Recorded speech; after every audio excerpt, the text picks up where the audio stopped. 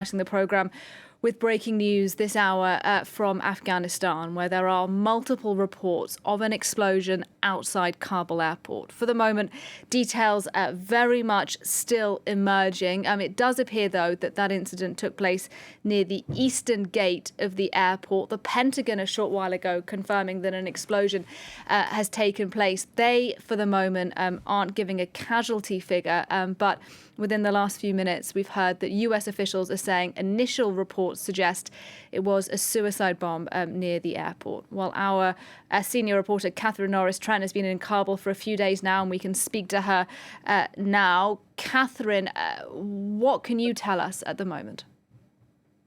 Hello there, Nadia. Yes, I wasn't far from the airport myself at the time. I did indeed hear at least one explosion, so I can confirm that happened, followed by exchanges of gunfire. Now, we saw at least a dozen people injured ourselves, being carried away, people very panicked, running through the streets near the airport. Of course, there have been big crowds there, people trying to get away.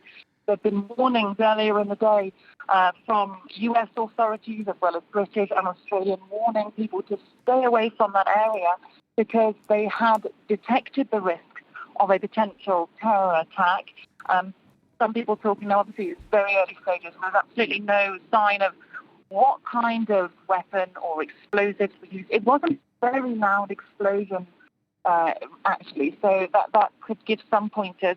There was a possible second explosion about half an hour later. Again, not very loud.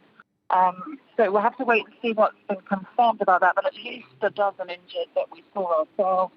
A lot of people very panicked, Taliban shooting into the air, trying to clear people away, and of course fears that something else could happen in the wake of this, because often these attacks do not come alone.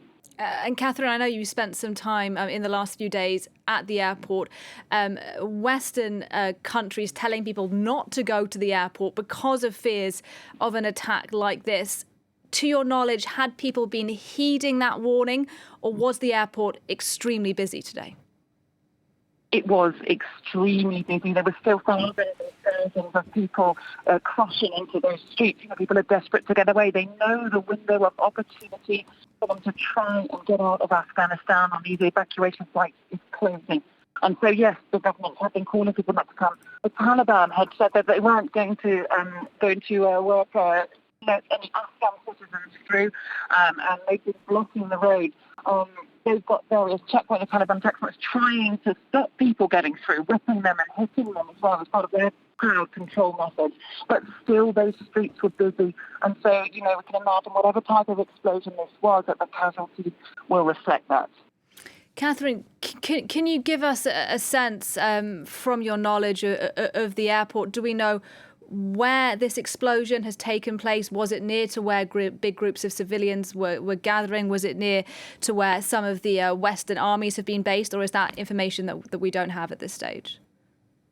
Yeah, and I don't want to give false information that hasn't been confirmed, but it seems that we were not too far away from the Abbey Gate, which is where British soldiers are stationed and where we've seen those very large groups of civilians massing. So it seems that it was in that area. Again, yet to be confirmed, but that's where we heard it.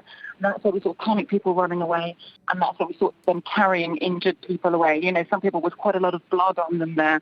So, it would seem that this attack has targeted those large crowds, which had been the fear. It's not only the Taliban who are at large in Afghanistan. There's been lots of fears about the Islamic State group, notably ISIS-K, their Central Asian group, who are at odds enemies of the Taliban, and there have been intelligence detected that they might be looking to stage an attack. So again, no claim of responsibility so far. It's very early stages, but we definitely had an explosion and saw at least a dozen people injured, some with lots of blood all over them.